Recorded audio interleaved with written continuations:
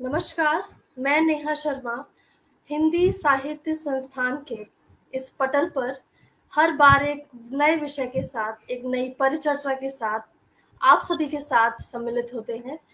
आपका एक बार फिर से बहुत-बहुत स्वागत है, अभिनंदन है।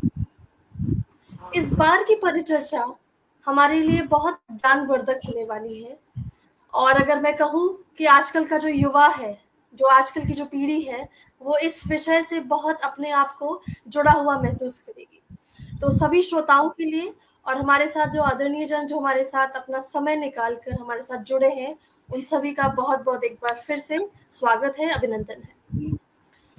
हमारे साथ जुड़े हुए हैं आदरणीय विकास जादौन जी, जो कि आबू धाबी से जुड़े हैं, जो सीए हैं और वहीं पे कार्यरत हैं। विकास जादौन, आपका बहुत-बहुत स्वागत है। उसके साथ धन्यवाद। हमारे साथ जुड़े हुए हैं अंकित गुप्ता, जो गोरखपुर से हमारे साथ जुड़े हुए हैं और उनका खुद का एक व्यवसाय है और आप दोनों के साथ ही मिलकर आज हम जानेंगे बहुत सारे व्यवसाय के पहलुओं को। तो जैसा कि आप सभी जानते हैं कि आज का विषय है बेरोजगारी बनाम स्टार्टअप। स्टार्टअप नाम सुनते ही आज हम सबके दिमाग में एक रूप आ जाता है, ये कुछ एक अनजाना शब्द नहीं रह गया है आज के समाज में। बहुत सारे लोगों ने एक मशरूम की तरह स्टार्टअप को शुरू किया है और हर व्यक्ति एक अपना खुद का व्यवसाय करने की सोच रहा है और इस तरफ रुझान उसका हो चुका है। तो स्टार्टअप करना में क्या वजह है, हम इस तरफ क्यों जा रहे हैं, इसका बेरोजगारी से क्या संबंध है, अगर संबंध है तो उन सभी पहलुओं पर आज कुछ परिचर्चा करेंगे, कुछ बातें जानेंगे, कुछ बातें समझेंगे। तो सबसे पहले मैं इस परिचर्चा को शुरू करती हूँ एक उद्यमी के साथ ही, जिसने अपना व्यवसाय शुरू किया है और उसके ही मुंह से जानना चाहूंगी, उन्हीं की तरफ से जानना चाहूंगी कि ये व्यवसाय शुरू करने की वजह क्या थी। इस सवाल के उत्तर से पहले मैं दर्शकों को और आपको थोड़ा-सा इनके बारे में बताना चाहूँगी कि इन्होंने बीएड एजुकेशन के फील्ड में काम किया है और फिर उसके बाद ये व्यवसाय में आए हैं। तो जैसा कि हम जान सकते हैं कि इन्होंने अपनी पूरा इंडस्ट्री, अपनी पूरी लाइन, अपना जो करियर उन्होंने जो सोचा था पहले, वो वहाँ पे नहीं है, कुछ और कर रहे हैं। तो हम उसकी वजह जानना चाहेंगे कि अंकित, मेरा सवाल है कि क्या ये व्यवसाय करने का जो आपने सोचा, वो पहले से ही आपने सोचा हुआ था, एक आप उसी राह पे चल रहे थे या कुछ वजह हुई जिसकी वजह से आप इस राह पे आए? इसके बारे में आप थोड़ा-सा बताइए। पहले सभी दर्शकों को मेरा नमस्कार। मेरा नाम जैसा मैम ने बताया अंकित गुप्ता है। मैं एजुकेशन के फील्ड में, पहले टीचिंग के फील्ड में मैंने काम किया। मेरा उद्देश्य शुरू से ही, क्योंकि मेरे दादाजी जो है प्रिंसिपल थे सरकारी विद्यालय में, तो वही ट्रेडिशनल मेरी सोच थी कि हमेशा मैं टीचर ही बनना चाहता था। कोविड के टाइम में मैंने कॉलेज ज्वाइन किया। थर्ड ईयर में था जब कोविड आया, तो 2020 में। उस समय मेरा कॉलेज ड्रॉप हुआ और उसके बाद मैंने टेट सीटेट की प्रिपरेशन की। एजुकेशन अच्छा था, पढ़ाई ठीक थी मेरी, तो टेट सीटेट और बाद में यूपी टेट, फिर बिहार टेट और आपका यूके टेट भी मैंने क्वालिफाई किया, प्राइमरी जूनियर दोनों में अच्छे नंबर से। अप्रिसिएशन बहुत मिला। बट कहीं भी अगर प्राइवेट फील्ड में हम लोग जॉब के लिए जाते थे, पहली चीज़ हमारी क्राइटेरिया ये थी कि 1 to 8 में हम लोग क्वालिफाई थे। तो उसमें क्या होता है, प्राइवेट सेक्टर में टीचर्स के लिए 1 to 8 में बहुत खराब पोजीशन है आज के डेट में। वहाँ पे सैलरी का कोई वो नहीं है और क्वालिटी टीचर्स किसी को नहीं चाहिए आज के टाइम में, सबको कम सैलरी पे चाहिए। और गवर्नमेंट की, और क्या है कि हम लोग एजुकेशन जो ले रहे हैं उसमें वैल्यू ना ऐड करके सबको बस ये चाहिए कि गवर्नमेंट जॉब मिल जाए, वो 42,000 45,000 सैलरी मिले और उनको अपनी लाइफ में कुछ भी क्वालिटी ऐड नहीं करना है। तो मैं जिस फील्ड से जुड़ा हुआ था उसी को फिर मैंने अपने स्टार्टअप में कन्वर्ट किया। जैसे क्वालिटी टीचर्स, ऐसे भी कुछ स्कूल हैं जिनको क्वालिटी टीचर्स चाहिए, तो उनको क्वालिटी टीचर्स प्रोवाइड कराना, या फिर कुछ ऐसे लोग हैं जो खुद में वैल्यू ऐड किए हैं, उनको जॉब चाहिए तो उनको जॉब प्रोवाइड कराना, फिर एजुकेशनल मटेरियल्स प्रोवाइड कराना। तो इस चीज़ को लेके मैंने अपना कोविड के बाद से 1 साल मैंने पहले प्रिपरेशन किया। नहीं कुछ उसमें मिलने के बाद फिर मैंने इसको स्टार्ट किया, क्योंकि अगर ज़्यादा टाइम मैं प्रिपरेशन ही करता रहा तो कुछ और अचीव करने के लिए मेरे पास टाइम कम होगा, मेरा ये मानना था। जी, तो अगर मैं कहूँ कि रोज़गार की समस्या के चलते ही आपने इस तरफ अपना रुख मोड़ा है, तो कुछ गलत नहीं होगा और यही हमारा शायद विषय का सार है कि क्या बेरोज़गारी ही एक वजह है, जो हमें स्टार्टअप या किसी व्यवसाय या उद्योग की तरफ लाती है। तो आपने जैसे बताया आपका स्कूल से आप टीचर्स मीडिएटर है एक बीच में, जो टीचर्स प्रोवाइड करते हैं, जहाँ जॉब वैकेंसीज़ होती है। ठीक है। यस। उसके बाद मैं जानना चाहूँगी हमारे विकास जादौन की तरफ। उससे पहले मैं उन श्रोताओंगण जो अपना समय निकाल के हमारे साथ जुड़े हैं, उनका बहुत-बहुत आभार प्रकट करती हूँ। हमारे साथ साधना जी जुड़ चुकी हैं, उमेश जी जुड़ चुके हैं, विभा जी जुड़ चुकी हैं हमारे साथ और बहुत सराहना दे रहे हैं कि इस विषय को चुनने के लिए। तो आप सभी का बहुत-बहुत अभिनंदन। तो विकास जी आपसे मैं एक सवाल पूछना चाहूँगी अ, कि अगर स्टार्टअप कोई शुरू कर रहा है, कोई भी अपना व्यवसाय शुरू करने की कोशिश कर रहा है, विशेषकर बेरोजगारी के समय, कि उसका जो वजह है कोई व्यवसाय शुरू करने का वो बेरोजगारी है, वो क्या आपको लगता है वित्तीय रूप से सुरक्षित निर्णय होगा? उसकी फाइनेंशियल स्टेबिलिटी क्या होगी? और अगर ऐसा है, तो सही आपको लगता है कि सही निर्णय है, तो उसके लिए तैयारी क्या करनी चाहिए एक व्यवसाय शुरू करने से पहले? नमस्कार नेहा जी, नमस्कार अंकित, सभी को नमस्कार। आज हम जिस विषय पर बात कर रहे हैं, जिस टॉपिक पर बात कर रहे हैं, वो अगर हम माइक्रो लेवल पे देखें तो इतना हमारे दिमाग में चीज़ें नहीं आती हैं, बट अगर मैक्रो लेवल पे देखें तो ये इशू जो है, ये विषय जो है, ये इतना बड़ा विषय है, इतना बड़ा इशू है, इसके ऊपर हम 1 घंटे नहीं, 1 दिन नहीं, सालों साल चर्चा कर सकते हैं। बिकॉज जैसे आपने अभी कहा कि बेरोजगारी के चलते अगर कोई स्टार्ट, मैं सॉरी मैं थोड़ा लंबा आंसर दूंगा इसका, जी, जी, बिल्कुल, क्योंकि बिल्कुल। मैं इसके कई सारे पहलू छूना चाहूंगा बिल्कुल, अपने बिल्कुल। अपनी नॉलेज के अनुसार। आई जी, may be 100% correct, I may be not. तो जी, एक आपने बोला कि अगर कोई बेरोजगारी के चलते स्टार्टअप में जाना चाहता है, सी पहले हमको ये समझना पड़ेगा स्टार्टअप क्या है। Startup is just a fancy term, English की एक फैंसी टर्म है स्व व्यवसाय के लिए। अगर आप खुद कुछ भी करते हैं, जिसको इंग्लिश में एंटरप्रेन्योरशिप भी कहते हैं। अब एंटरप्रेन्योरशिप के लेवल्स हो सकते हैं। कोई आदमी अगर अपना एक छोटा सा दुकान खोल के बैठता है, या अपने घर से कोई ट्रेडिंग चालू करता है, या कोई मैन्युफैक्चरिंग चालू करता है, वो कितना छोटा लेवल भी हो सकता है, बड़े से बड़ा लेवल भी हो सकता है। Every person who is working for himself, मैं थोड़ी बहुत इंग्लिश यूज कर सकता हूँ ना बीच में। जी, जी, बिल्कुल, बिल्कुल, बिल्कुल। Every person who is working for himself hmm, and not under someone is entrepreneur. तो ठीक है। सबसे पहले हमको ये समझना पड़ेगा कि हिंदुस्तान में हमेशा से स्टार्टअप और एंटरप्रेन्योरशिप का कल्चर हमेशा से रहा है, आदिकाल से रहा है। हम लोगों के यहाँ नौकरी का जो कल्चर है, वो पिछले 200 साल का दिया हुआ है। जो स्पेशली अगर आप पीछे मुड़ के जाएं, तो अगर उसकी एक मैं स्टार्टिंग डेट बोलूंगा तो वो अंग्रेजों के टाइम से। हमारा जो एक मेंटेलिटी सेट की गई अंग्रेजों के समय से, क्योंकि अंग्रेजों को जो उनका ब्रिटिशर्स थे, उनका एक एटीट्यूड था भारत के प्रति कि उनको फ्री थिंकर्स नहीं चाहिए, उनको चाहिए the person who can toe the line. जो भी प्रॉफिट मेक करना है, जो भी नेट प्रॉफिट गेन करना है या रिजल्ट्स होने हैं, वो उनके फेवर में होना चाहिए। दे नीडेड गुड वर्कर्स जो they can toe the line and they can do whatever they are told. So our education system was molded in such a way, like practical things were removed from our education system, that still हमारी society में आज भी एक व्यक्ति जो मेहनत करके हो सकता है कि महीने के 2 लाख रुपए कमा रहा हो, लेकिन वो सड़क पे मेहनत कर रहा है, अपने किसी नॉन एसी दुकान में बैठ के मेहनत कर रहा है, या नॉन एसी मैन्युफैक्चरिंग यूनिट में खुद से मेहनत कर रहा है, महीने के 2 लाख 5 लाख कमा रहा है। उसको कहीं ना कहीं नीचा देखते हैं लोग, जब तक उनको पता नहीं चलता कि ऑब्वियसली वो कितना कमा रहा है। पैसा सुनने के बाद तो हर कोई इज्जत करता है। और एक जो ऑफिस में कॉल सेंटर में एसी में बैठ के लड़का जो 15,000 की नौकरी कर रहा है, जो बेयरली अपने रेंट का खर्चा नहीं निकाल सकता, उसको थोड़ा बेटर रिस्पेक्ट मिलता है। तो वो एक सोच का हमारा है कि हमारी जो एजुकेशन सिस्टम रहा, उसमें से प्रैक्टिकलिटीज निकाल दी गई। हम लोग जब पढ़ के निकले हैं, और आज भी अभी हालांकि बदलाव आ रहा है, उसका भी मैं आऊंगा कि क्यों आ रहा है बदलाव।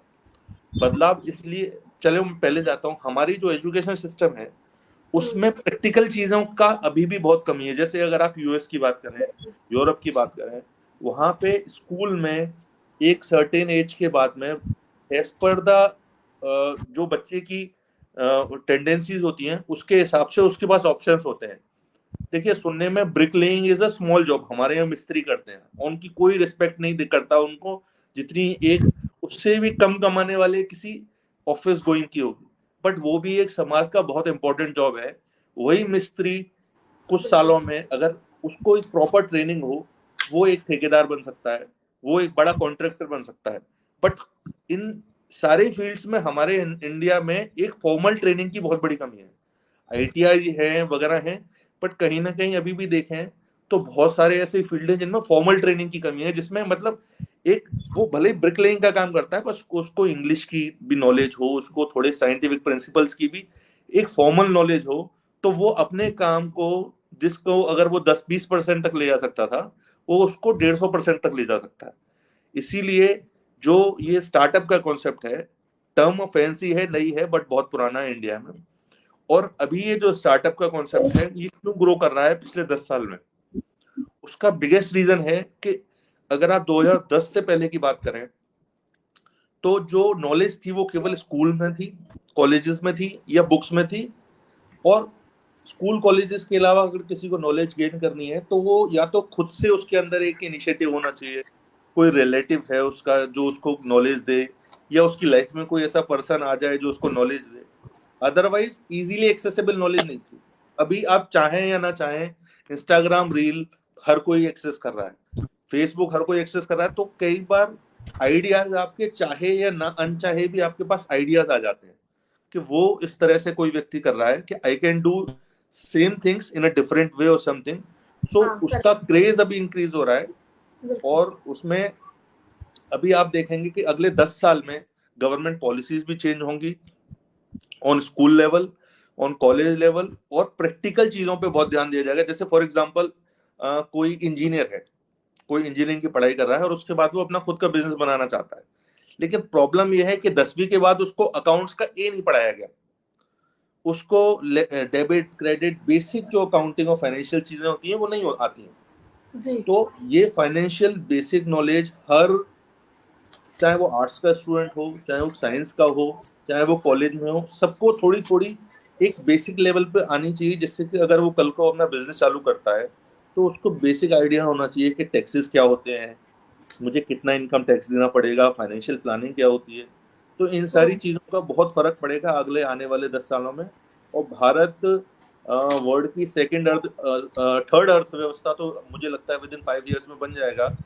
लेकिन भारत वर्ल्ड की सेकंड या फर्स्ट अर्थव्यवस्था केवल नौकरियों के दम पे नहीं बन सकता, क्योंकि अगर हर कोई नौकरी करना चाहेगा तो नौकरी देने वाले भी तो होने चाहिए ना। बिल्कुल। एक स्टार्टअप या एक दुकान या एक ठेले वाला भी जो अपनी गोलगप्पे भी बेचता है, वो भी 2 लोगों को एम्प्लॉय करता है। जी, एक अगर फैक्ट्री ओनर है, वो छोटा सा भी कुछ बनाता है तो ही इज इनडायरेक्टली सर्विंग, अगर उसके यहाँ 10 लोग भी काम करते हैं तो indirectly he is contributing worth 100 people in the economy. So बिल्कुल। Startups is a going to be a very huge thing in India. और उसको स्टार्टअप एक फैंसी टर्म में आप सोच सकते हैं कि एक इंटरनेट का ऑफिस है, कुछ यंग बंदे बैठे हुए हैं, but everything anyone who is doing in his own, एक कोई अगर टीचर ट्यूशन भी पढ़ा रहा है तो that is a startup only, startup, he is doing बिल्कुल, फॉर हिमसेल्फ। Okay, correct. जी, because the easy thing to is to go to a job and leave all their responsibilities there, and the tough thing is to take the risks, put your some money, and then try hmm, to expand it, and that is all startup is about. Thank you. बिल्कुल। बहुत सारे पहलुओं को छुआ, startup के बारे में बताया और कुछ-कुछ शब्द आपने जो बोले जैसे रिस्क, उसी से लेके मैं एक सवाल अंकित से पूछना चाहूँगी। उससे पहले हमारे साथ श्यामली जी जुड़ चुकी हैं। आपका बहुत-बहुत अभिनंदन, बहुत-बहुत स्वागत हमारे पटल से जुड़ने के लिए। और जो भी नए लोग हमारे साथ जुड़ रहे हैं, इस चैनल को ज़रूर से इस पटल पे सब्सक्राइब और फॉलो ज़रूर करें। अंकित, मैं आपसे रिस्क के बारे में ही पूछना चाहूँगी कि जब हम रोज़गार होते हैं या बेरोज़गारी की बात कर रहे हैं और आपने सोचा कि मैं व्यवसाय करूँगा, तो आपके अनुसार एक जो जॉब कर रहा है, जो नौकरी पेशा व्यक्ति है और जो व्यवसाय कर रहा है, लोग मानते हैं ऐसा कि व्यवसाय करना, जिन्होंने शायद किया नहीं है वो मानते हैं कि नौकरी में बड़ी मुश्किलें आती हैं, बड़े हमें परेशानियों का सामना करना पड़ता है। पर मैं जानना चाहूँगी कि आपको क्या लगता है कौन-सा ज़्यादा आसान है? नौकरी ज़्यादा आसान है या व्यवसाय करना आसान है और इसमें कितना रिस्क रहता है? रिस्क तो दोनों चीजों में है, और व्यवसाय से ज्यादा रिस्क जॉब में है। आप कभी भी जॉबलेस हो सकते हैं। जी, व्यवसाय में हमेशा रिस्क से ज्यादा अपॉर्चुनिटीज हैं। बिल्कुल, बहुत यहाँ पे इतनी अपॉर्चुनिटी है कि आपके एफर्ट डिसाइड करेंगे और ये डिसाइड करेंगे कि आप कहाँ तक पहुँच सकते हैं। बहुत जैसे मैंने टीचर मीडिएटर के तौर पे शुरू किया। आज के डेट में school book supply, school stationery supply से लेके सारी चीजें स्कूल में जितनी भी educational human resources plus educational resources जो भी लगते हैं, एजुकेशनल मटेरियल जो भी लगते हैं, ईच एंड एवरीथिंग मैं सब कुछ सप्लाई करता हूँ यहाँ से। अच्छा। तो रिस्क तो जॉब भी है मैम। अगर कोई प्राइवेट में जॉब कर रहा है, स्कूल कोलैप्स कर गया, बंद हो गया, कुछ भी है, तो इक्वल रिस्क है। बस आप उस किस वे में देखते हैं वो सबसे इम्पोर्टेंट है, जबकि बिजनेस में अपॉर्चुनिटीज ज्यादा है। इसमें मैं एक चीज बिजनेस, ऐड करना चाहूंगा जी जी विकास बोलिए। Regarding risk. आपने बात की, देखिए व्यवसाय और नौकरी में अंतर है। नौकरी में भी रिस्क है, बट नौकरी जी और सर। व्यवसाय में सबसे बड़ा अंतर क्या है, जो जनरेशनल वेल्थ होती है जी वो जी आप बिल्कुल। नहीं नौकरी से है, कभी क्रिएट नहीं कर सकते। बिल्कुल। एक बिल्कुल। नौकरी पेशा व्यक्ति है, वो महीने के 1 करोड़ रुपए भी कमाता है, लेकिन जिस दिन वो रिटायर हो जाएगा वो 1 करोड़ बंद हो गए उसके। हाँ, उसने इन्वेस्ट किया नहीं किया, दैट्स अ डिफरेंट वोट है। बट जी एक जो जी व्यवसायी है, उसकी मेहनत का फल उसका बेटा खाता है, और उसकी मेहनत का फल एग्जैक्टली। उसका बेटा खाता है। इसीलिए आज भी दुनिया के जो रिचेस्ट लोग हैं, अगर फ्यू एक्सेप्शंस को छोड़ दिया जाए, तो वो जनरेशनल वेल्थ वाले हैं, पहली चीज। और दूसरी चीज, जैसे अध्यात्म में कहते हैं कि भगवान का लिया हुआ नाम कभी बेकार नहीं जाता, वो आपके अकाउंट में ऐड हो जाता है। जी जी नौकरी is like every day you are starting from zero, और every job you are starting from scratch. But व्यवसाय में आपका जो एक्सपीरियंस है, जो आपने कनेक्शंस बनाए, जो आपने अपने बिजनेस को ग्रो किया, वो एक पॉइंट के बाद आपके जो शुरू में डिविडेंड्स बहुत कम होंगे इन कंपैरिजन टू एक नौकरी। एक अगर हम्म। मैं अपने सीए प्रोफेशन की बात करता हूँ, जी जी। 2 चार्टेड अकाउंटेंट हैं, दो, एक ने नौकरी चालू की, एक ने अपनी प्रैक्टिस चालू की। जो अच्छा। नौकरी वाला है वो डे 1 पे प्रैक्टिस वाले से डबल या ट्रिपल इजीली कमाएगा, और ज्यादा भी कमाएगा। 10 साल बाद may be they will match each other. But 20 okay. साल बाद 20 जी साल बाद जो व्यवसाय वाला होगा, जिसने खुद से रिस्क लिया और एंटरप्रेन्योरशिप में गया, वो पर्सन बहुत ज्यादा आगे होगा। 20 साल या 25 साल, वो एक हम फिक्स नहीं कर सकते। और उसके बाद में जब वो एक रिटायरमेंट की एज पे होंगे, और या उससे भी पहले, हम्म। वो केवल उसको काम करने के लिए करना है कि मेरे को करने का मन है। तो नौकरी वाले को तो जब तक नौकरी करनी है उसको मेहनत करनी ही पड़ेगी। लेकिन व्यवसाय वाला, एक वो जैसे आपने शायद एक कहावत भी सुनी हो कि एक बार 2 भाई थे, उनको किसी गांव में बोला गया कि कुआं खोदना है, मतलब वहां पे पानी की कमी थी, तो पानी लेके आना होता था। जी तो एक भाई ने क्या किया, वो बाल्टी, उसको पर बाल्टी का जैसे 10 रुपया मिलता था, तो वो बाल्टी लेके आता था। दूसरे भाई ने क्या किया, 1 साल तक कुछ पैसा नहीं कमाया, उसने पाइपलाइन बिल्ड की। तो पहला वाला हमेशा, जब अगर वो उठाएगा 10 रुपए की बाल्टी, तो उसको मिलेंगे, अदरवाइज नहीं मिलेंगे। और जिसने पाइपलाइन बिल्ड की, उसको फिर काम करने की जरूरत नहीं है, वो पाइपलाइन उसके लिए काम कर रही है। सो व्यवसाय और नौकरी इस तरह से है, रिस्क दोनों में है, बट रिवॉर्ड्स अल्टीमेटली व्यवसाय में ज्यादा है। व्यवसाय में ज़्यादा रिवॉर्ड्स है और शायद यही एक वजह है जो आजकल का युवा स्पेशली इस तरफ जा रहा है। और हमारे साथ जुड़ चुकी है पुष्पलता जी, और वो पूछ रही है, एक सवाल पूछ रही हैं आप दोनों की तरफ। मैं सवाल लेना चाहूंगी। उससे पहले हमारे साथ अनुपमा जी जुड़ चुकी हैं, पुष्पलता जी जुड़ चुकी हैं। वो पूछ रही है कि बिजनेस की अगर हम बात करते हैं तो डिमांड और सप्लाई की बात करते हैं, और वो जानना चाह रही है कि अगर डिमांड खत्म तो आप सप्लाई कुछ नहीं कर सकते। तो इस वजह से वो कहना चाहते हैं कि बिजनेस में ज्यादा रिस्क है शायद, नौकरी में शायद थोड़ा कम रिस्क है। और ये इसमें सवाल के साथ मैं अपना एक जोड़ना चाहूंगी कि मुझे ऐसा लगता है कि रिस्क, जैसे विकास ने भी बोला कि अप्रोच की बात भी है। हम कितना हम रिस्क ले रहे हैं और हमें उससे आउटकम क्या चाहिए कुछ सालों बाद, उस पे बहुत ये निर्भर करता है। तो सवाल मैं विकास से ये पूछना चाहूंगी, डिमांड सप्लाई का जो खेल है, ये ऑब्वियसली बिजनेस में ज्यादा है, नौकरी में शायद इतना नहीं है, या आप दोनों बराबर है? आप क्या कहना चाहेंगे इस बारे में? तो मैम ने सवाल पूछा, मैम ने, ये रिस्क केवल सरकारी नौकरी में नहीं है, बाकी प्राइवेट नौकरी भी भी मेरा बिल्कुल जितना एक्सपीरियंस है, बहुत ज्यादा नहीं है बट जितना है, लोगों की नौकरी देखिए, मैक्सिमम किस वर्ल्ड वाइड, इंडिया इंक्लूडेड, सरकारी नौकरी बहुत थोड़ी सी है, ठीक है ना।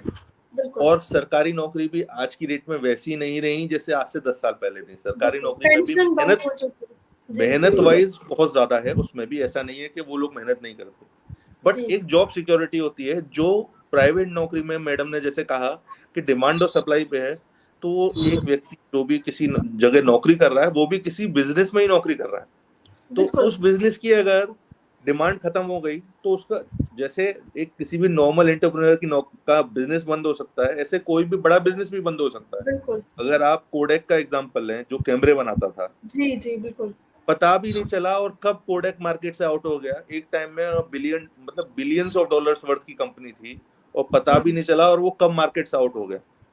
ऐसे ही देखते ही देखते हमारे ही सामने, जैसे नोकिया का एग्जांपल है, मोबाइल आज भी चल रहे हैं लेकिन जी नोकिया मार्केट से आउट हो गया। तो ये रिस्क तो छोटे व्यवसाय में भी है और बड़े में भी है।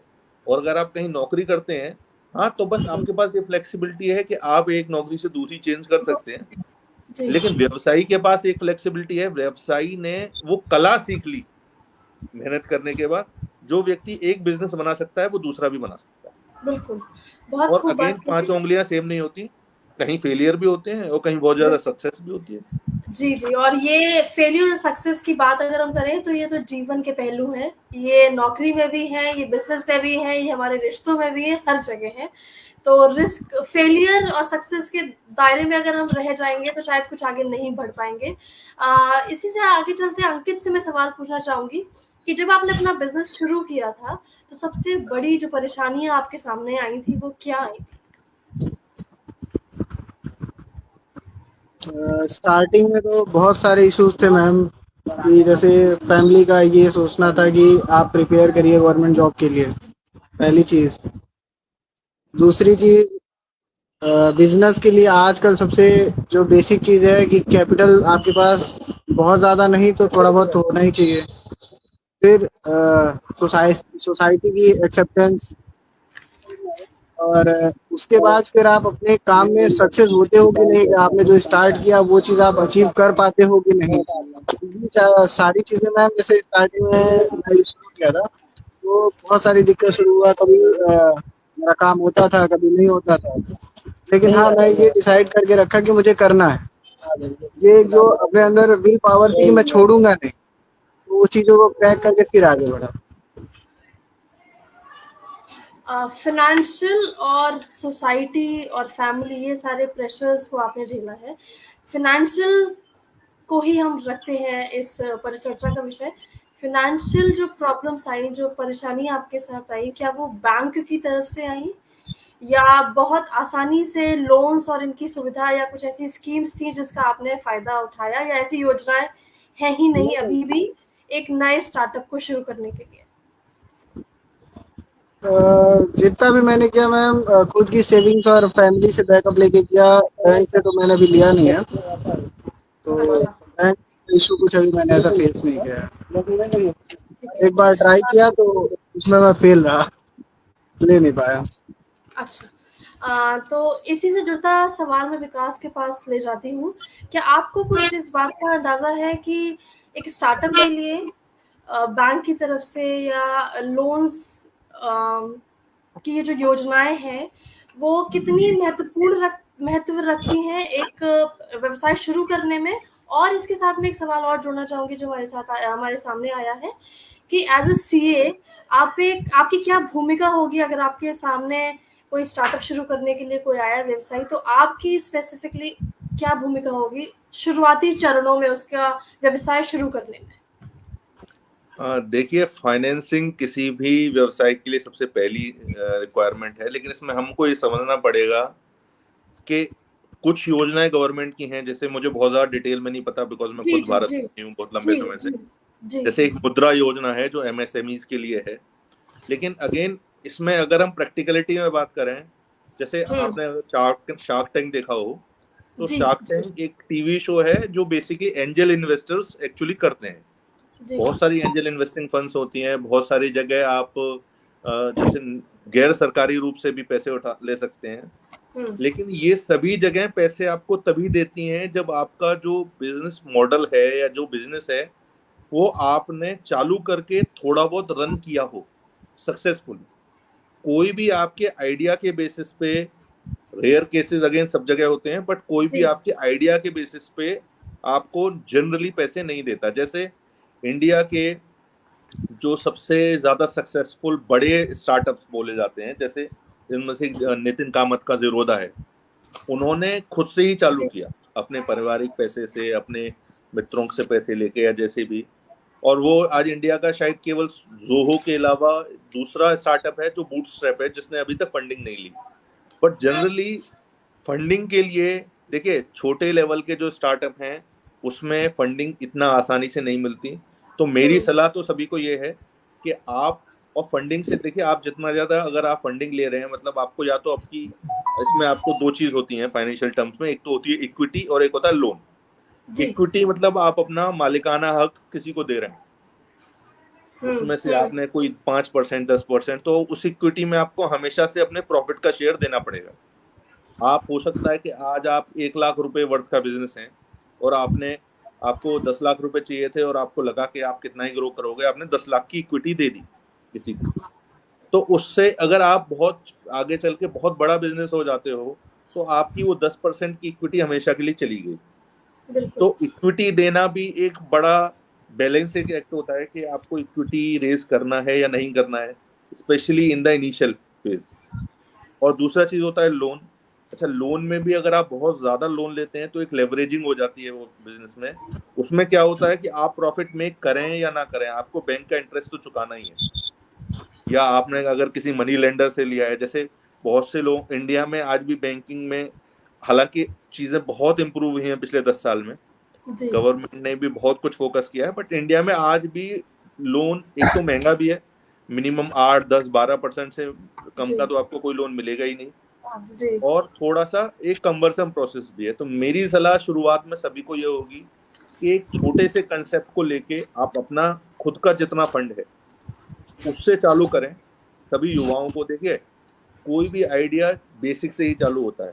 प्रॉब्लम ये है कि आजकल ये शार्क टैंक और बहुत सारे चीजों को देख देख के सबको चाहिए कि वो एकदम से यूनिकॉर्न बना के मिलियन डॉलर स्टार्टअप बना लें। नहीं, एक अगर आप दुकान से भी स्टार्ट करते हैं, और अपनी साथ में एक सबसे बड़ी चीज है, अगर आप अपनी एजुकेशन चालू रखते हैं, एजुकेशन डजंट मीन आप स्कूल कॉलेज की मैं बात नहीं कर रहा हूँ, एजुकेशन आपकी इंटरनेट पे लगभग सारी बुक्स फ्री में अवेलेबल हैं, आपको बस थोड़ा सा पता करना है कैसे मिलती हैं, लीगल इलीगल तरीके दोनों से मिलती हैं। बट किताब अगर आप किसी भी तरीके से लेके पढ़ते हैं, किताबें, यूट्यूब पे वीडियोस, अगर आप इंस्टाग्राम की रील की बजाय यूट्यूब पे फ्री में एजुकेशन इतनी ज्यादा दी जा रही है। आजकल लोग ब्लेम करते हैं सोशल मीडिया को, गलत भी है लेकिन अच्छा भी है। हर टॉपिक से रिलेटेड अगर आपको शेयर ट्रेडिंग करनी है तो उसमें कुछ आपको फेक टाइप से जो आपको गलत इन्फॉर्मेशन देने वाले भी हैं, और कुछ आपको इतनी अच्छी इन्फॉर्मेशन देंगे कि आप स्क्रैच से कोई भी बिजनेस स्टार्ट कर सकते हैं। मैं आपको एग्जांपल देता हूँ, आपको शायद हंसी भी आ सकती है जी। एक बार मेरे को थोड़ा, मैं एक बार किसी के यहाँ गया था, मैंने गाय देखी उसके यहाँ, तो मेरे को मन किया कि थोड़ा गाय पालेंगे, डेयरी डालेंगे। मैंने डेयरी के बारे में सर्च करना चालू किया यूट्यूब पे, और अंकित भी शायद मेरे से एग्री करेंगे, मुझे विश्वास नहीं हुआ कि डेयरी से रिलेटेड लाखों वीडियो थे, मतलब एक से एक वीडियो। फिर एक वहां से मैंने मछली पालन पे गलती से क्लिक कर दिया एक बार, तो मछली पालन से रिलेटेड लाखों वीडियो थे, फिर गलती से किसी और टॉपिक पे। तो इंफॉर्मेशन इतनी ज्यादा अवेलेबल है, आप इंफॉर्मेशन का बेस्ट यूज करके कम से कम पैसों में, जो आपके अफोर्डेबिलिटी में हो, जिसको अगर आप पैसे को लूज भी कर दें तो आपको एटलीस्ट ऐसा बर्डन नहीं होगा कि भाई आपको सामाजिक रूप से भी कि भैया आपका घर बिक गया, दुकान बिक गई। आप मिनिमम से चालू करें और धीरे धीरे करके सारे प्रॉफिट को, instead of using that on luxury and everything, अपने बिजनेस में ही लगाएं, और with in 5 to 10 years you can make such a business जिसमें आपको लोन भी मिलेगा और आपको इन्वेस्टमेंट भी मिलेगा। बहुत सारी इंफॉर्मेशन है, ये बिल्कुल सच बात है, और आजकल की ये फायदा और नुकसान ये हमारे ही हाथों है कि हम उसका उपयोग करते हैं या इसका दुरुपयोग करते हैं। अंकित, शायद आप कुछ बोलना चाह रहे हैं। इसमें मेरा पर्सनल ये मानना है कि जो बिजनेस हम स्टार्ट करते हैं, लोन या इक्विटी जो भी चीज है वो ग्रोथ के लिए लें, ना कि स्टार्ट करने के लिए। स्टार्ट करने के बाद इन सारी चीजों पे जाए तो वो ज्यादा बेटर होगा। ये जो हम बात कर रहे हैं शायद ये एक अप्रोच की बात है कि हम किस सोच, किस इंटेंट, किस मोटिव के साथ हम बिजनेस शुरू कर रहे हैं। सिर्फ एक स्टार्टअप करना है क्योंकि शायद मेरे पड़ोसी ने या मेरे दोस्त ने या मेरे साथ वाले काम करने वाले ने कर दिया, मैं भी करता हूँ। ये शायद एक सही अप्रोच नहीं होगी और ग्रोथ में शायद कुछ कमी इसमें आ सकती है। थोड़ा सा फाइनेंस से थोड़ा सा अलग थोड़ा जाते हैं और बेरोजगार एक टर्म में बोलना चाहूंगी, अनिश्चितता। हम जब बेरोजगार हैं और हम जब व्यवसाय कर रहे हैं, दोनों ही तरफ हमारे अंदर ये भावनाएं रहती हैं कि अब क्या होगा, फायदा होगा, नुकसान होगा, एक अनिश्चितता की भावना रहती है। उन दो भावनाओं में अंतर क्या है, ये मैं पहले अंकित से पूछूंगी। और विकास इस भावना से नहीं है, भावना इन्होंने ऐसा महसूस नहीं किया होगा क्योंकि बहुत ही एक अच्छे पद पर है, बहुत अच्छी जिंदगी गुजार रहे हैं। बट फिर भी कुछ सालों अगर आप पीछे जाए तो शायद कभी ना कभी ये महसूस करा होगा। उसके बारे में हम आपसे जानेंगे। पहले अंकित से पूछना चाहूंगी कि जब तुम व्यवसाय कर रहे हो और जब तुम जब रोजगार देख रहे थे या बेरोजगार में होते भी हो, तो दोनों समय हमारे मन में ऐसी भावनाएं रहती हैं, एक अनिश्चितता रहती है, हमें डर रहता है। उन दोनों डरों में क्या फर्क है, ये जानना चाहते जब मैं प्रिपरेशन करता था सिर्फ एक ही गोल था, जॉब दिखता था। बट उसके लिए मुझे पता नहीं था कि होगा नहीं होगा, वैकेंसीज आएंगी नहीं होंगी, या फिर मैं सक्सेसफुल हो पाऊंगा नहीं। और बिजनेस में वो चीज मुझे अनिश्चितता की जगह मुझे अपॉर्चुनिटी की तरह दिखता है कि हाँ कल होगा, शायद मैं पिछले दिन से बेटर करूंगा, कुछ ज्यादा ट्रैक करूंगा, कुछ बेटर अचीव करूंगा। तो ये हमेशा मुझे ये अनिश्चितता बेहतर लगती है रोजगार की तलाश वाली अनिश्चितता से।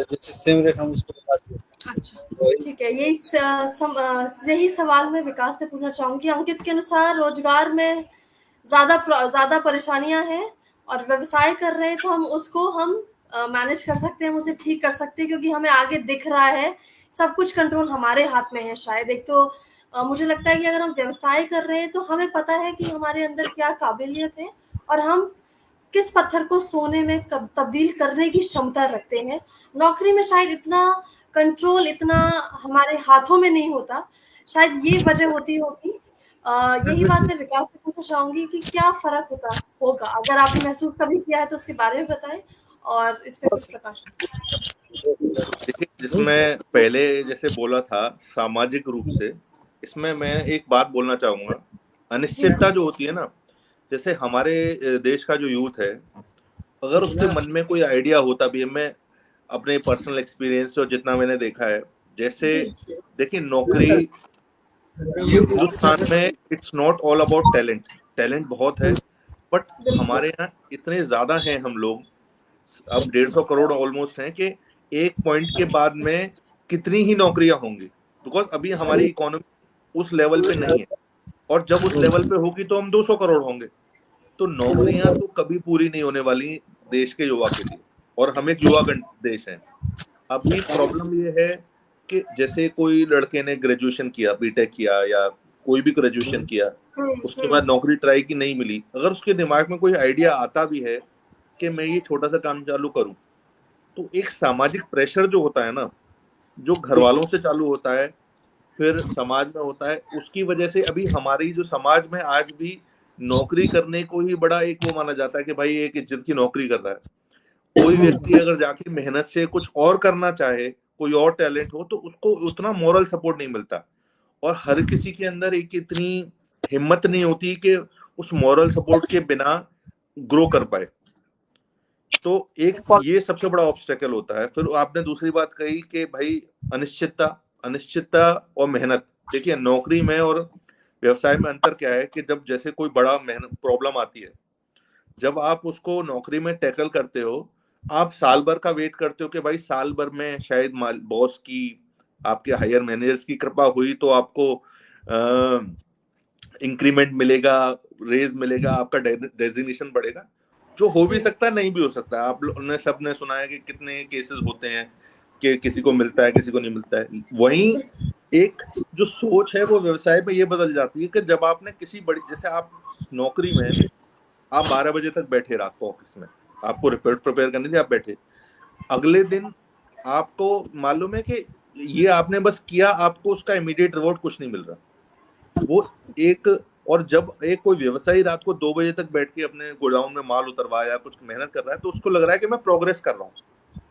तो वो एक सारा सोच का अंतर है, उससे उसको जो सेटिस्फेक्शन मिलता है। और अगेन मैंने बोला लॉन्ग टर्म रिवॉर्ड्स, देखिए रिस्क सब जगह है, अनिश्चितता सब जगह है, बट मैं देखिए मैं खुद नौकरी करता हूँ और हर किसी का एक टेम्परामेंट भी होता है, लेकिन मैं उनके लिए बोलना चाहूंगा जो भगवान की कृपा, मतलब अभी नहीं उनको नौकरी मिल पा रही है, वो कहीं छोटे से ही चालू करें, या जैसे कोई व्यक्ति है उसकी नौकरी छूट गई और बहुत मेहनत करने के बाद भी नहीं मिल पा रही है उसको, देखिए जिंदगी तो खत्म नहीं होती ना, तो इसीलिए स्टार्टअप एक टर्म है जिसका आप फायदा उठा के, जिसको रिस्पेक्ट भी मिल रहा है अभी भारतीय समाज में, आप अपना कुछ डालने की कोशिश कीजिए और भगवान पे भरोसा रखिए, मेहनत करेंगे तो सफलता अवश्य मिलेगी। सफलता अवश्य मिलेगी, ये सोच के साथ हमेशा व्यवसाय और शायद नौकरी, हमें दोनों ही जगह अपना मेहनत करनी चाहिए, रिवॉर्ड जरूर मिलेगा, शायद कभी कम, कभी ज्यादा, या कभी देर, या कभी सवेर, ये बात बिल्कुल सच है। इसके आगे मैं एक बात पूछना चाहूंगी, जब हम बेरोजगारी की बात करते हैं तो क्या बेरोजगारी ही एक वजह है स्टार्टअप का शुरू करने का? क्या इतना ज्यादा एम्प्लॉयमेंट हमारे देश में है क्योंकि हमारी जनसंख्या बहुत बढ़ गई है, और जैसा विकास ने बोला कि नौकरी कभी उतनी नहीं हो पाएंगी कि सब लोग हम नौकरी कर पाए, तो क्या सिर्फ बेरोजगारी ही एक वजह, सही वजह है कोई भी स्टार्टअप करने की? क्या मैं ये जानना चाहती हूँ, क्या ये मानसिकता सही है? क्या हम सही डायरेक्शन में, सही रुख में जा रहे हैं कि सिर्फ अगर मेरे पास कुछ काम करने को नहीं है तो चलो मैं एक स्टार्टअप करता हूँ? ये सवाल मैं पूछना चाहूंगी पहले विकास से, और उससे पहले मैं धन्यवाद देना चाहूंगी, हमारे साथ जुड़ चुके हैं तनेजा जी जुड़ चुकी हैं हमारे साथ, अनुपमा जी जुड़ चुकी हैं, सुरेंद्र सागर जी जुड़ चुके हैं, संजय जी जुड़ चुके हैं। बहुत बहुत आभार आप सभी का कि अपना समय निकालने के लिए, और इस चर्चा से शायद अगर किसी को भी थोड़ा बहुत ज्ञान अगर मिलेगा तो ये चर्चा सफल होगी। सवाल लेके मैं विकास की तरफ चलती हूँ, तो आप इसके बारे में क्या कहना चाहेंगे विकास? देखिए कहते हैं कि life is all about perspective. अभी भारत में पर्सपेक्टिव जो चेंज हो रहा है, ट्रांजिशन फेज है, अभी तक पर्सपेक्टिव यही है कि पढ़ो लिखो नौकरी करो। जी जी कोई जी कोई अपने मतलब बेटी के लिए जब पति ढूंढने के लिए, उनके लिए दामाद ढूंढने जाते हैं, तो उनकी फर्स्ट चॉइस होती है सरकारी नौकरी, सेकंड चॉइस होती है कि भाई वेल एस्टेब्लिश्ड नौकरी। काम धंधे वाले को आज भी वो कहते हैं कि जैसे कुछ समाजों में ही काम धंधे को एक वरीयता मिलती है नौकरी के मुकाबले। तो ये सब सोच की बात है। जैसे मुझे याद है हमारे जो दादाजी थे, उनके जमाने में गांव में जैसे कुछ लोग कहते थे कि भाई नौकरी करना गलत बात है, नौकरी करना ही बुरा माना जाता था कि भाई अपना खेती करो, कुछ भी करो। फिर परिस्थिति चेंज हुई, नौकरी करना अच्छा माना जाता है। लेकिन मैं मानता हूं अगर भविष्य में 5 से 10 साल में या जब भी एक सोच का परिवर्तन आए कि भाई नौकरी और अपना व्यवसाय दोनों ही इक्वली इम्पोर्टेंट है, और इनफैक्ट ये भी हो कि अगर आप खुद से कुछ चालू कर सकते हो, that will be more respectable. तो उससे क्या होगा कि शुरू से ही एक मेंटेलिटी चेंज आएगा बच्चों में भी, जब वो अपनी 10वीं 12वीं कर रहे होंगे, और थोड़ा सा हमारा करिकुलम भी इस तरह से होगा कि उनको एक आइडिया जनरेशन दिया जाएगा फ्रॉम द स्कूल लेवल। जैसे अभी स्कूल में क्या होता है कि आप 10वीं में हैं या 12वीं में हैं तो कोई एक एक्सपर्ट को बुला के आपकी कैरियर काउंसलिंग होती है। तो वो कैरियर काउंसलिंग मोस्टली नौकरी के बारे में होती है कि भाई डॉक्टर बनोगे, इंजीनियर बनोगे, मर्चेंट नेवी में जाओगे, सीए बनोगे, एमबीए करोगे, क्या करोगे। उसी कैरियर काउंसलिंग में अगर एक व्यवसाय के ऑप्शंस भी ऐड किए जाएं कि भाई आप ये भी व्यवसाय कर सकते हो, वो भी व्यवसाय कर सकते हो, तो जो अभी एट प्रेजेंट सिनेरियो, तो मैं कहूँगा 90% लोग जो बेरोजगारी की वजह से व्यवसाय में जाना चाहते हैं, 10% ऐसे हैं, और मैं उनकी बात नहीं कर रहा जो ऑलरेडी जिनके पास पैसा है, मैं उनकी बात कर रहा हूँ जो बेसिक से ही 10% या 15% ही ऐसे लोग हैं जो शुरू से ही सोचते हैं कि भाई मैं नौकरी नहीं करूंगा, मैं अपना खुद का बिजनेस डालूंगा। लेकिन ये रेशियो जब तक एटलीस्ट 70-30 नहीं होगा कि 70% लोग सोचें कि भाई मैं अपना खुद का व्यवसाय डालूंगा, तो वो 70% लोग ही आगे चल के इतने जॉब क्रिएट कर पाएंगे कि बाकी 30% लोग को जॉब मिले। अदरवाइज हिंदुस्तान में नौकरियां और पॉपुलेशन कभी सेम नहीं हो सकते जिस गति से हम आगे जा रहे हैं। और हम एक लोकतांत्रिक कंट्री हैं, we are a democratic country, हम चाइना की तरह नहीं है। क्योंकि चाइना में जो रूल है 6 days a week 12 hours a day, और उनको संडे को केवल ऑफ मिलता है। तो उनके जैसा कल्चर हमारे यहाँ इंडिया में कभी नहीं आ सकता, बिकॉज हम एक लोकतांत्रिक कंट्री है, हमारे यहाँ ह्यूमन वेलफेयर और ये सारी चीजें हमेशा ऊपर रहेंगी। इसीलिए केवल सोच बदलने का मैटर है। हम लोगों ने, और मैं खासतौर पे अपने जो हमारे जितने भी वरिष्ठ लोग हैं, और हम भी आगे चल के वरिष्ठों में जाने वाले हैं, हम लोगों को सोच बदलनी पड़ेगी कि भाई आपको अपने बच्चों को ये फोर्स नहीं करना है कि बेटा नौकरी करनी है, आपको उनको ये करना है, आप उनको शुरू से जितना हो सके आइडियाज के बारे में, आजकल फ्री एजुकेशन है यूट्यूब के थ्रू और हर तरीके से थ्रू, कि आप क्या ऐसा समाज में कंट्रीब्यूट कर सकते हैं। बिकॉज जरूरतें, जब तक समाज में जरूरतें है किसी चीज की, तब तक एक बिजनेस है, और उसी एक जरूरत को पूरी करने के लिए लाखों करोड़ों बिजनेस हो सकते हैं। बस आपको ये सोचना है कि वो जरूरत क्या है। जी, जरूरत वही, हम जैसे जब व्यवसाय की बातें करते हैं तो एक टर्म आता है फिल द गैप। हमारे मार्केट में बहुत सारे प्रोडक्ट्स हैं आज के समय में, हर चीज का आपको ऑल्टरनेट आपको मार्केट में मिल जाएगा, और जिसने वो गैप फिल कर दिया, जिसने वो नब्ज पकड़ ली, और शायद वही व्यवसाय चल जाते हैं। और इसलिए आजकल छोटे से लेके बड़े तक हम हर तरीके के प्रोडक्ट्स में बहुत सारे ऑल्टरनेट्स, बहुत सारे ऑप्शंस हमें मिलते हैं, और यही शायद रिस्क फैक्टर भी बढ़ाता है, और यही मेरे हिसाब से शायद हमें ऑप्शंस देता है कि हम मोनोपोली, जिसका विकास ने भी कुछ देर पहले एक जिक्र किया था कि हमारे पास पहले कैमरा, ये कोडैक कैमरा होते थे या नोकियाज होते थे, ये अब नहीं इतने मार्केट में है। पहले के समय में ये मोनोपोली थी, इसके अलावा कोई कंपटीशन नहीं था। आजकल स्थिति बिल्कुल उल्टी हो चुकी है, बहुत ज्यादा कंपटीशन है, और इसीलिए शायद छोटे छोटे व्यवसाय हमें हर गली, हर जगह मिलते हैं। इसी के चलता अंकित, मैं एक सवाल आपसे पूछना चाहूंगी। जैसे आपने बताया जब आप शुरू कर रहे थे अपना व्यवसाय, तो आपको फाइनेंशियल, आपका फैमिली से जो प्रेशर था या आपके फ्रेंड्स का जो प्रेशर था वो आपके साथ था, उसको आपने कैसे कोप अप किया? क्या उस आपने फैमिली का जो सपोर्ट था वो आपको मिला? और अगर फैमिली का सपोर्ट किसी के पास नहीं है, फिर भी वो अगर व्यवसाय करना चाहता है, तो ऐसे लोगों से आप क्या कहेंगे? क्या ये करना चाहिए या नहीं करना चाहिए? बिना सपोर्ट के हमें जीवन में इस राह पे आगे बढ़ना चाहिए? आप अपने अनुभव से क्या राय देना चाहेंगे? जैसा कि मेरे साथ हुआ, स्टार्टिंग में तो चीज़ें थोड़ी कठिन थी, बट अगर घर वालों को लगा कि हाँ बेहतर कर रहे हैं, तो बस सपोर्ट मिला। बाकी सोसाइटी का काफ़ी समय तक ऐसा रहा कि गलत जा रहे हो, बेटर जॉब पा सकते थे, ऊपर की प्रिपरेशन कर सकते थे, गवर्नमेंट जॉब में जा सकते थे। बट सोसाइटी में जब दिखा कि हाँ इन्होंने इम्प्रूव किया, अकेले मेहनत कर रहे थे, आज के डेट में 6 वर्कर हैं, हर चीज़ें इम्प्रूव हुई, ऑफिस बन गया, तो सोसाइटी ने धीरे धीरे उस चीज़ों को एक्सेप्ट कर ली। लेकिन हाँ उस स्टेज, एक एक स्टेज जो पार करने में बहुत टाइम लगा और बहुत दिक्कत का सामना करना पड़ा।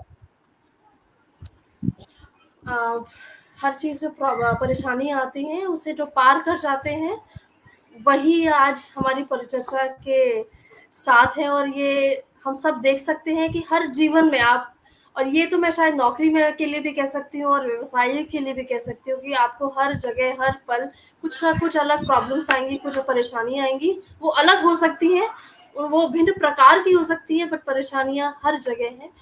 उनसे कभी घबराना नहीं चाहिए और उनका सामना करना चाहिए, और जीवन में उसी राह पे चलना चाहिए जिसमें आपका दिल और दिमाग दोनों साथ आपका दे। इस पर चर्चा का एक अलग पहलू थोड़ा मैं इस पे बात करना चाहूंगी, कि हम बात कर रहे हैं रोजगार की, बात कर रहे हैं व्यवसाय की, अंकित ने भी बोला, विकास ने भी बोला कि हम क्यों करते हैं व्यवसाय, बहुत अलग अलग वजह है। मैं एक पहलू को जरूर छूना चाहूंगी और आप दोनों की इस पर राय भी लेना चाहूंगी, और मुझे लगता है कि आप लोग इस बात से एक इत्तेफाक भी रखेंगे कि जब हम एक व्यवसाय शुरू करते हैं तो वो सिर्फ हमारा नहीं होता, हम एक रोजगार दे रहे हैं। शायद अंकित और विकास ने ये बात कही भी थी कि अगर हम छोटी सी भी कोई अगर दुकान खोल के बैठे हैं तो मैं 2 उसमें लोगों को अपने साथ लेके बैठी हूँ, और यही मैंने रोजगार उत्पन्न किया है, और ये बहुत बड़ी बात है, ये बहुत बड़ा कंट्रीब्यूशन है हमारे देश के लिए। ये जब आप कंट्रीब्यूशन दे रहे हैं, अब मैं आपके एथिकल और इमोशनल वैल्यूज को थोड़ा टच करना चाहूंगी, वो हम एक एस्पेक्ट लेना चाहेंगे। तो वो कैसा महसूस होता है जब हम एक देश में अपनी जो जिम्मेदारी है इस प्रकार से पूरी करते हैं। तो उसके बारे में अंकित आप कैसे करना चाहेंगे, क्योंकि आपका खुद का व्यवसाय है, और मैं शायद देख सकती हूँ आप अभी भी शायद वहीं पे हैं, और आपके आसपास भी लोग होते होंगे जो आपका काम करते होंगे, आपके साथ काम करते होंगे, आपके लिए काम करते होंगे।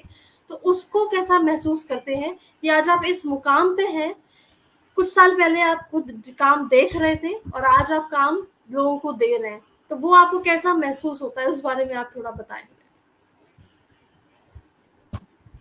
मुझे अच्छी लगती है फिर ये भी अच्छी लगती है कि आई थिंक अंकित का शायद नेटवर्क प्रॉब्लम थोड़ा आ रहा है, आवाज कट रही है अंकित आपकी।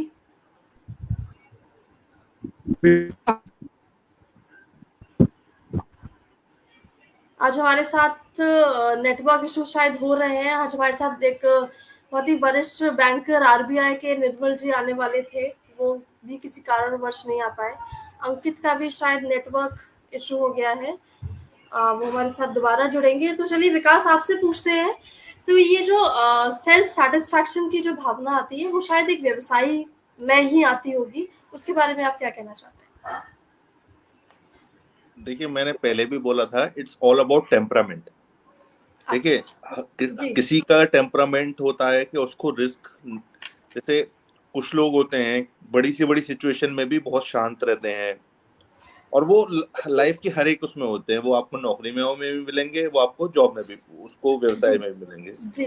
देखिए, आपको अगर आपके टेम्परामेंट के हिसाब से, और आपको कि भाई ऑप्शन है कि आपको नौकरी करनी है, नौकरी में भी कोई बुराई नहीं है, नौकरी भी बहुत अच्छी है।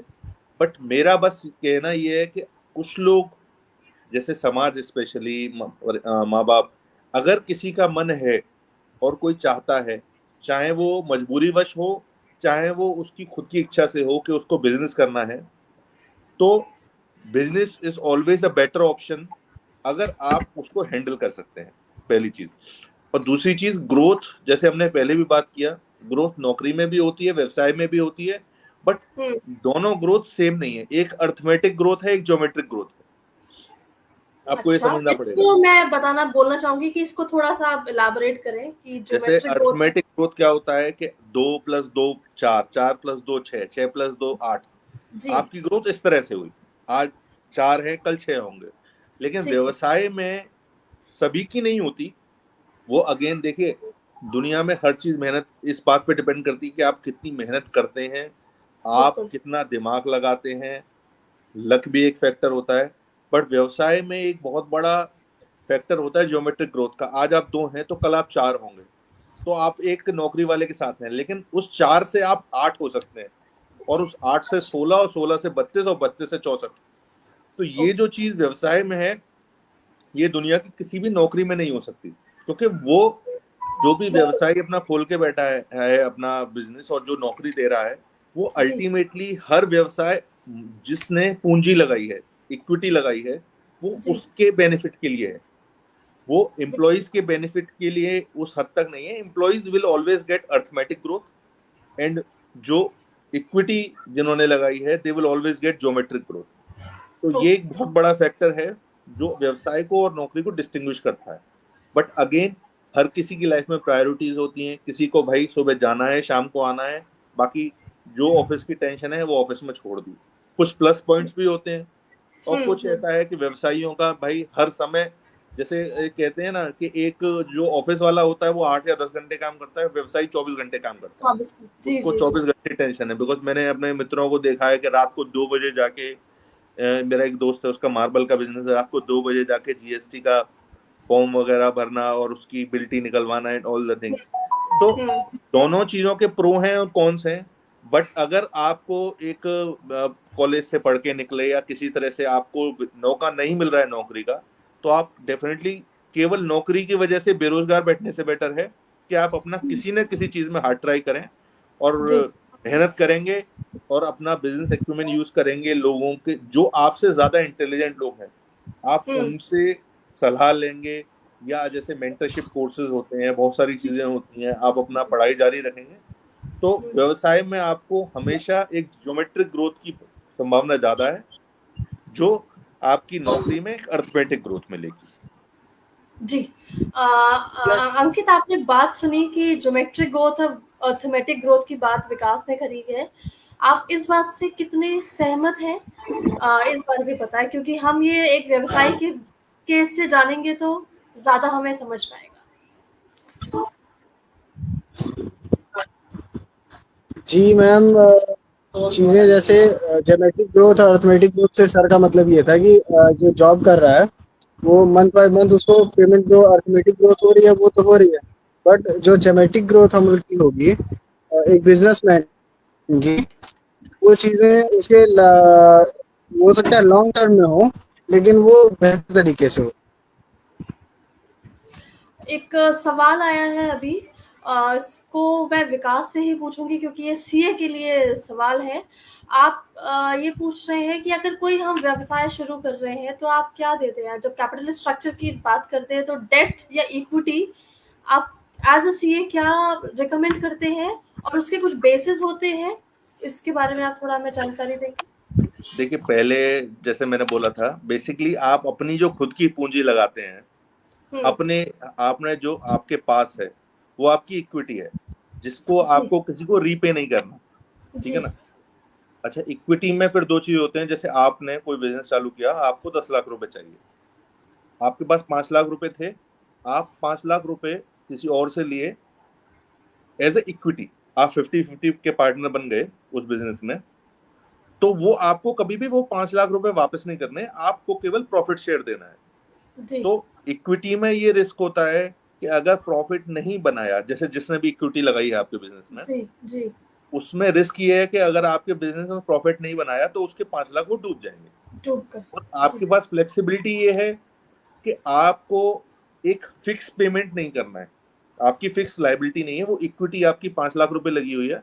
अगर प्रॉफिट हुआ तो आप शेयर दोगे, या आपसी जो भी एग्रीमेंट है, हो सकता है उस प्रॉफिट को आप दोबारा बिजनेस के उसमें लगा दें।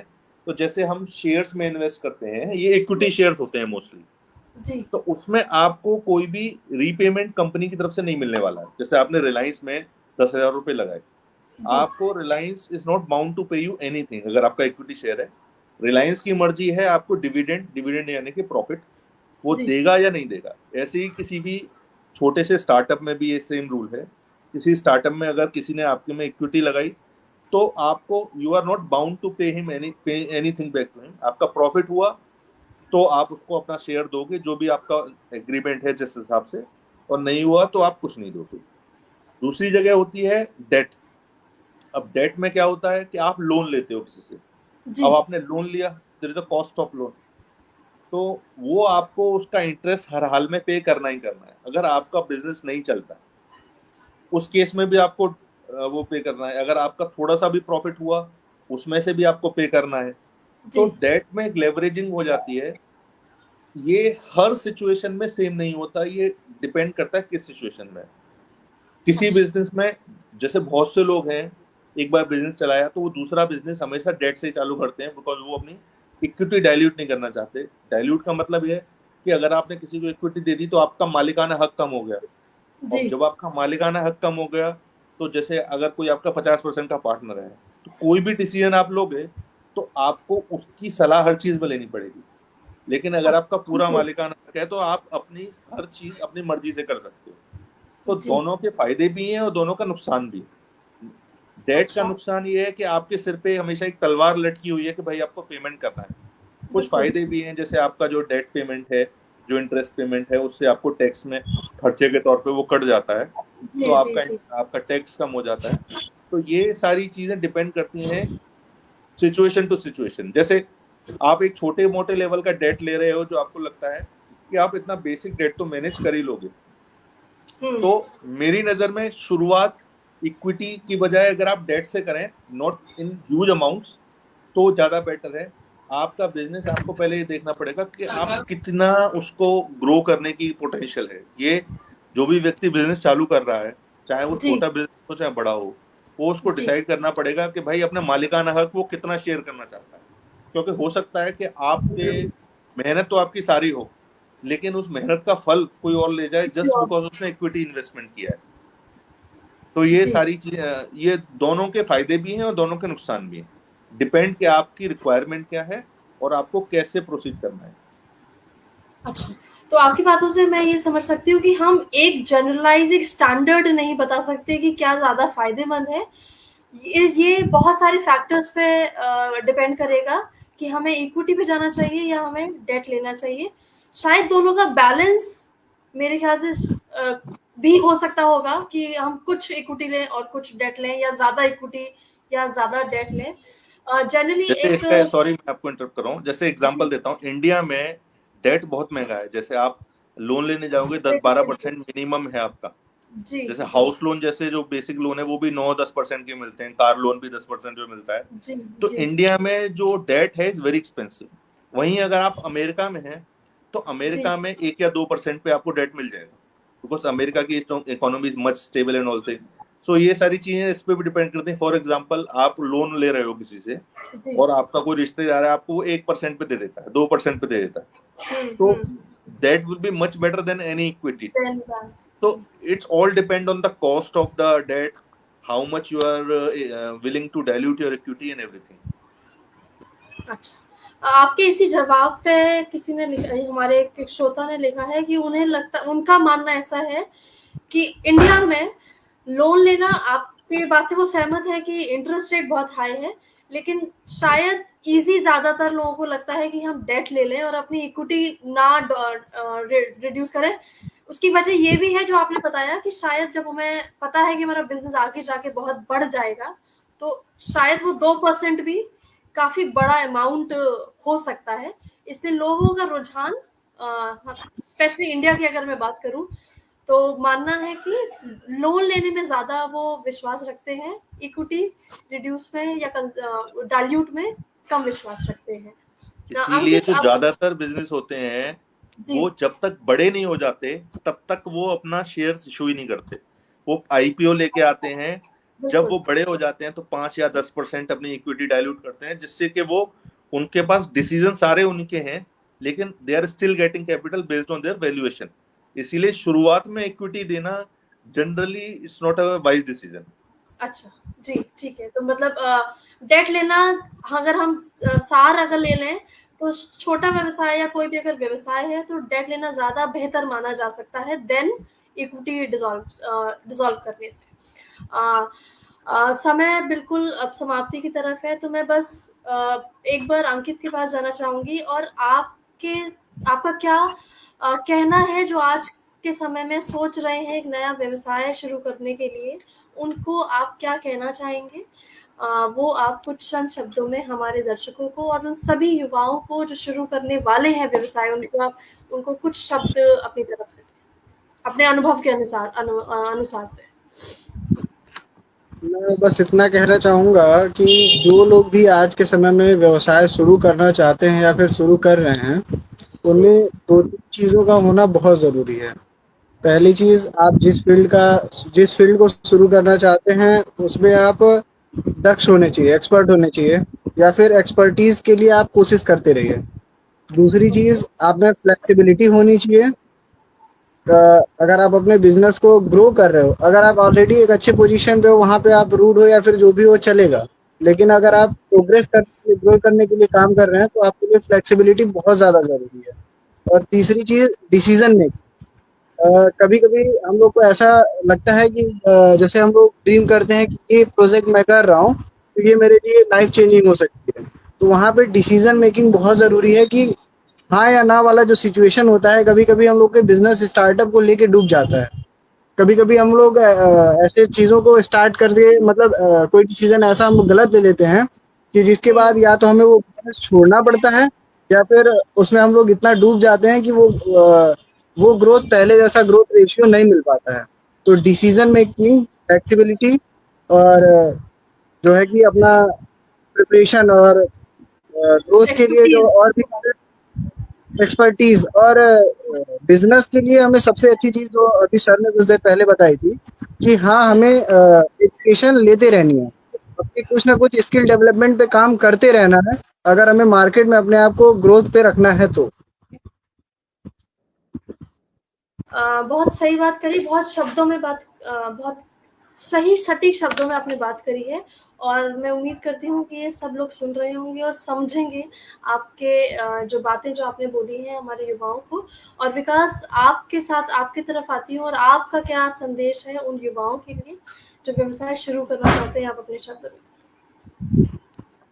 मेरा बस यही संदेश है, जो भी आप करना चाहते हैं, एक कहावत है कि एक बार अब्राहम लिंकन की वो है कि I will spend more time in sharpening my axe than using that time to cut the tree. तो क्या पहले आपको the time you have to spend in the preparation before action. किसी भी चीज में आंख बंद करके कूदने से बेटर है आप प्रिपरेशन करें, और ये लाइफ की लगभग हर चीज में एप्लीकेबल होता है। पहले आप सीखने की कोशिश करें जितना ज्यादा पॉसिबल है आपको।